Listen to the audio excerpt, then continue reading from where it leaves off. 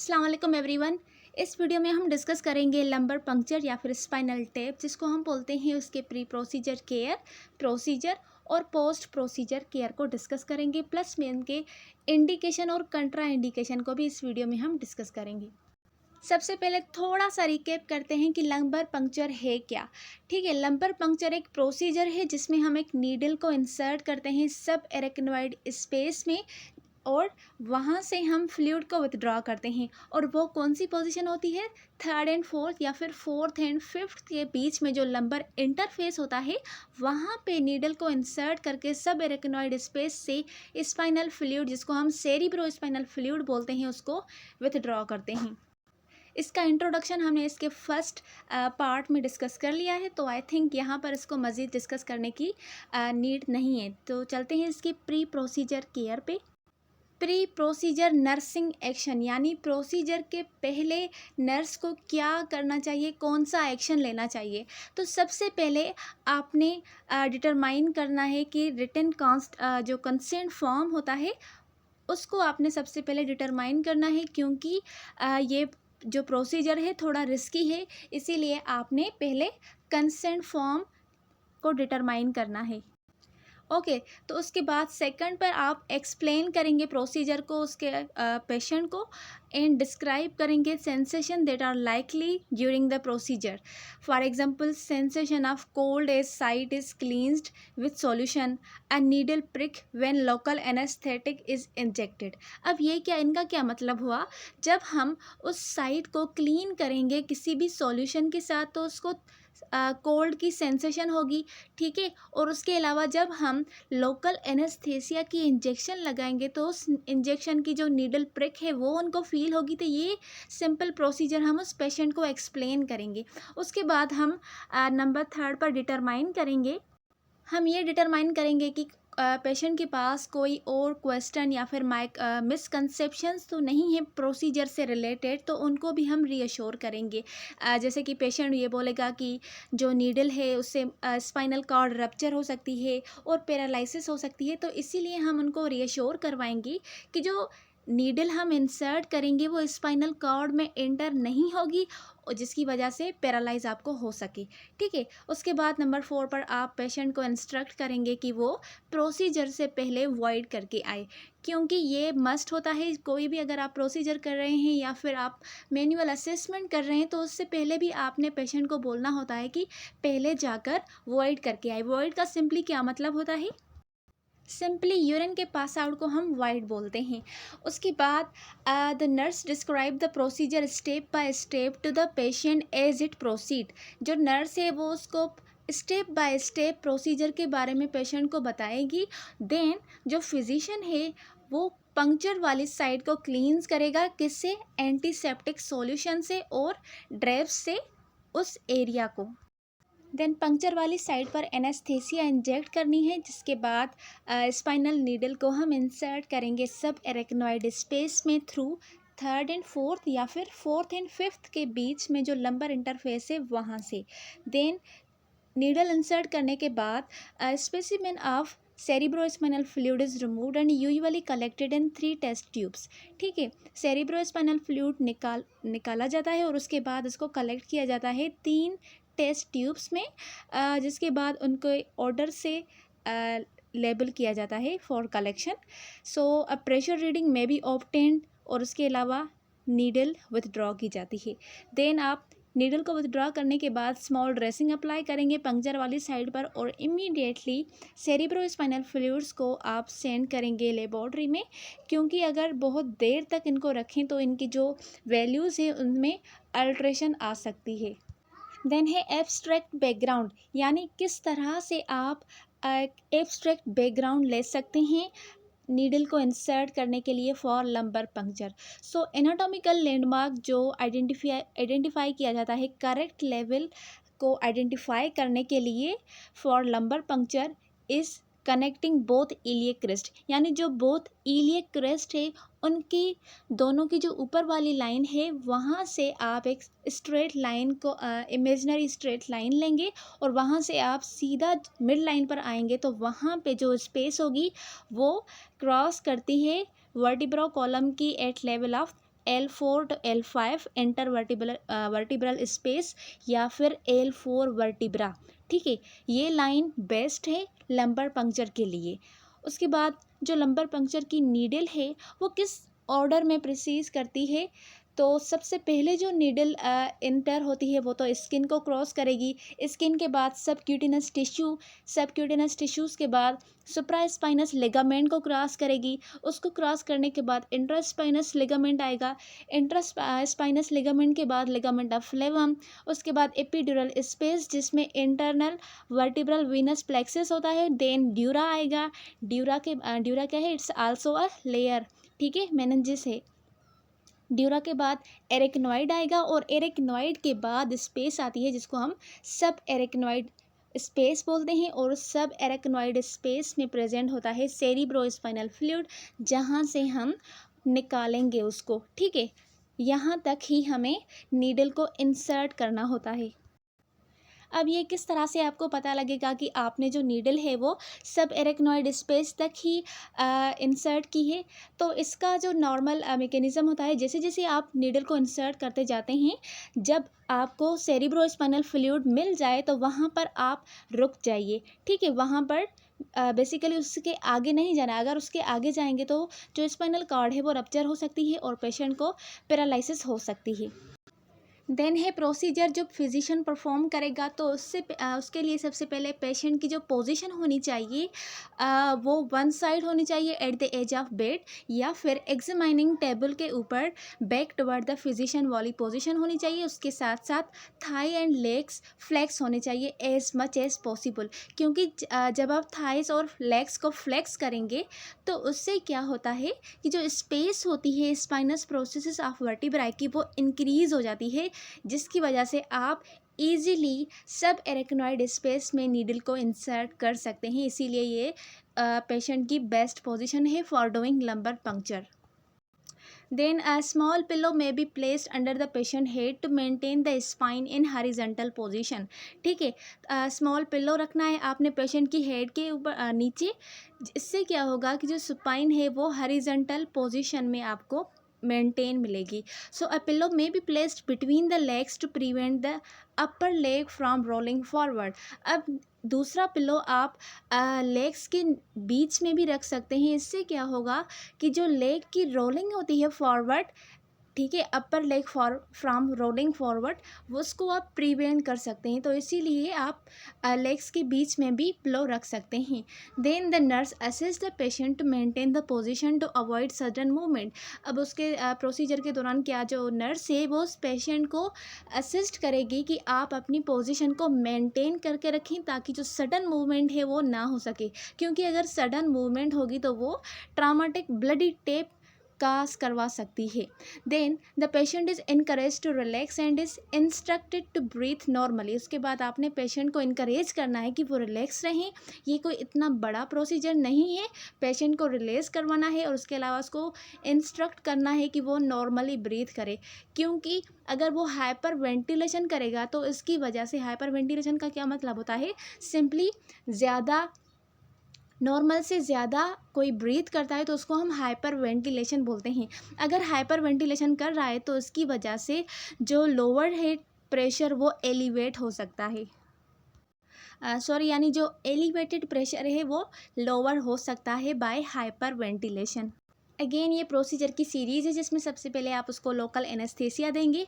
ठीक है, lumbar the skin and deeper tissue using a local anaesthetic minimising pain during the procedure. अब इसमें आपने स्किन को और जो थोड़े डीपर टिश्यू हैं उसको एनेस्थीसिया देकर उसके पेन को मिनिमाइज़ करना है, क्योंकि जब नीडल को इंसर्ट करेंगे तो उस पेशेंट को पेन हो सकता है और पेन की वजह से वो अपनी जो पोजीशन है उसको चेंज कर सकता है, जिसकी वजह से ब्लडी ट्रामाटिक टेप बन सकती है। इसीलिए आपने पहले तो उसको क्या देना है, एनेस्थीसिया देने हैं, लोकल एनेस्थीसिया। उसके बाद इंसर्शन होगी नीडल की। नीडल के लिए आपने स्टेराइल स्पाइनल नीडल यूज़ करनी है, टिपिकली जो थिन हो, लॉन्ग हो और हॉलो नीडल हो, ठीक है। उसके बाद आपने कलेक्शन करनी है सेरिब्रो स्पाइनल फ्लूइड की। वंस अगर जो नीडल है आपकी वो सब एरेक्नोइड स्पेस में आ जाती है, तो उसके बाद जो सेरिब्रो स्पाइनल फ्लूइड है वो ऑटोमेटिकली वहाँ से फ्लो करना स्टार्ट करता है थ्रू द नीडल। और उसके बाद आपने क्या करना है, सेरिब्रो स्पाइनल फ्लूइड को कलेक्ट करना है स्टीराइल कंटेनर्स में for analysis. Then you have to monitor and documentation. और उसके अलावा आपने पेशेंट के वाइटल साइंस को भी मॉनिटर करते रहना है ड्यूरिंग प्रोसीजर और उनको डॉक्यूमेंट करना है। और उसके अलावा आपने सेरिब्रो स्पाइनल फ्लूइड को भी डॉक्यूमेंट करना है कि कितना वॉल्यूम आपने उसका कलेक्ट किया है। Any difficulties encountered the patient response, अगर कोई भी डिफ़िकल्टी है तो वो पेशेंट को जो रिस्पॉन्स है उसको इनकाउंटर कर सकती है।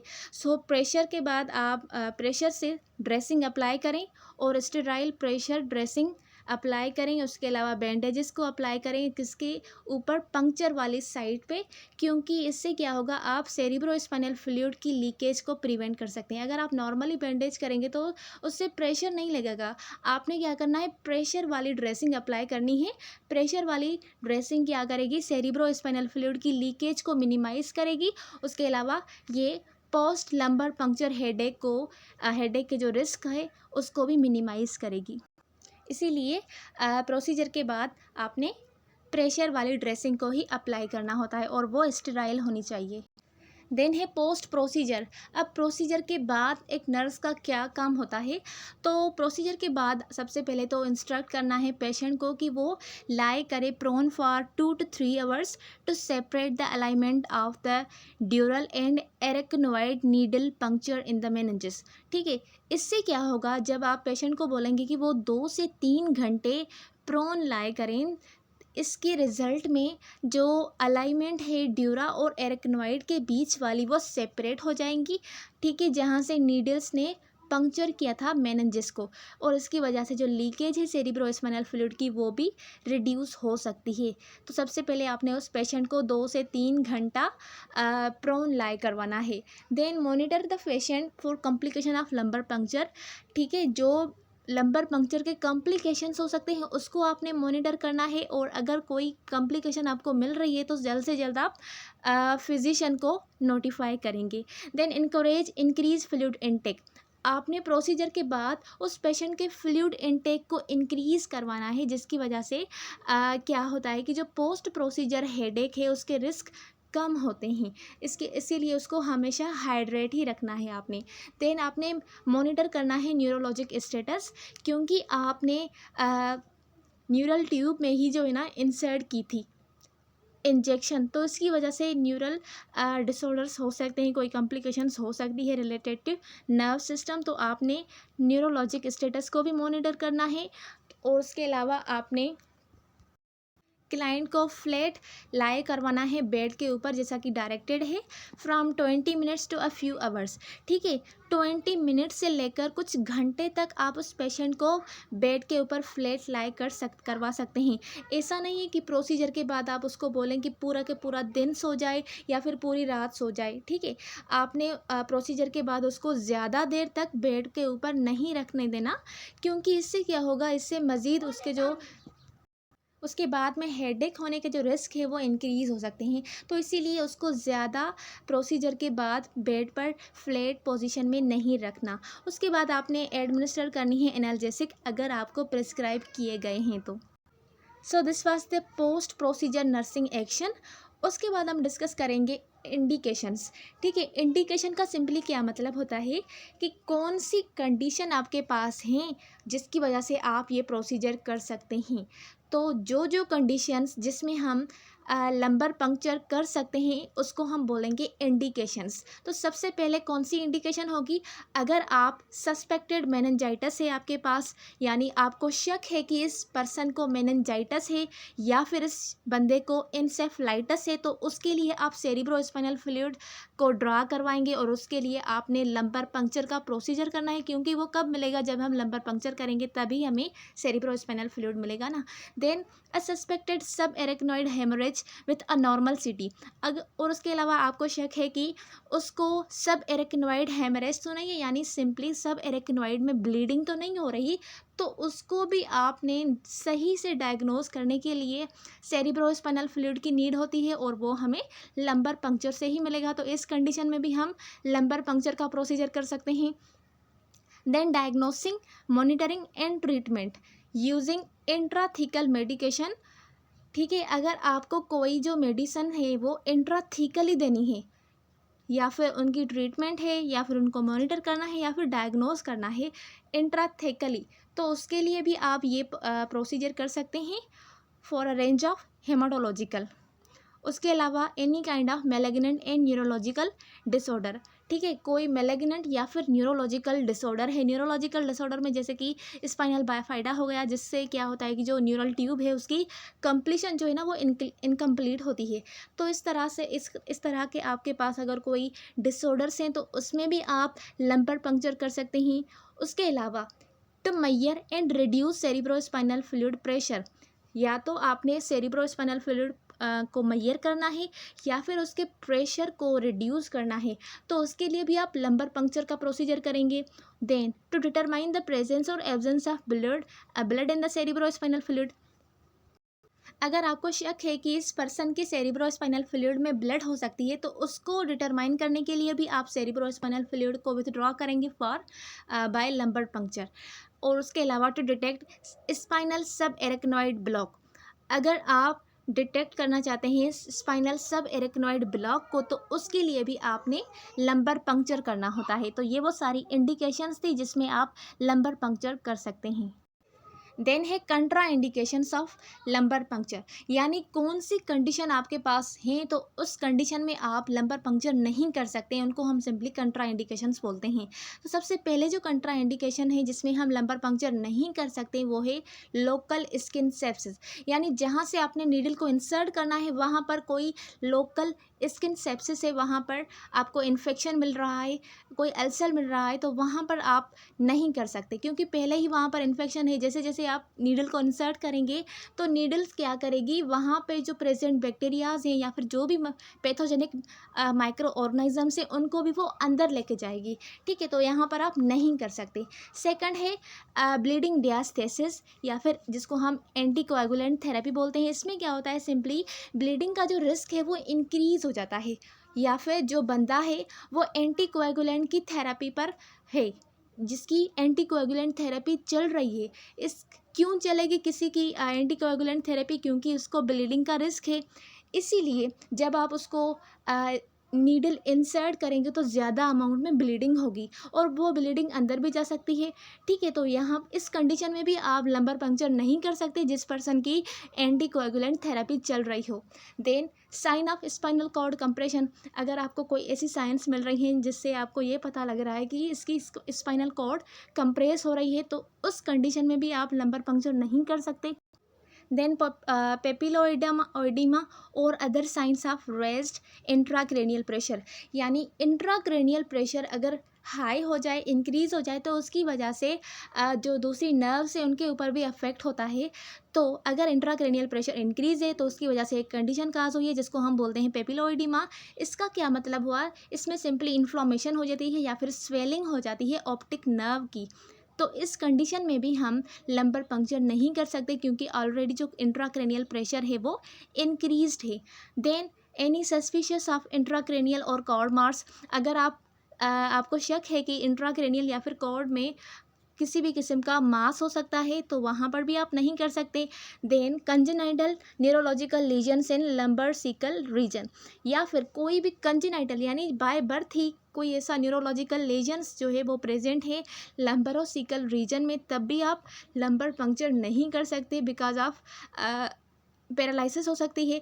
और उसके अलावा presence of unequal pressure between the supratentorial and infratentorial compartments, इसमें क्या होता है कि प्रेशर्स अनईक्वल हो जाते हैं सुप्राटेंटोरियल के और इंफ्राटेंटोरियल के जो कंपार्टमेंट्स हैं उनमें जो प्रेशर है वो अनईक्वल हो जाता है, तो इस कंडीशन में भी आप लंबर पंक्चर प्रोसीजर नहीं कर सकते। तो ये सारी कंट्रा इंडिकेशंस थी जिसमें आप ये प्रोसीजर नहीं कर सकते।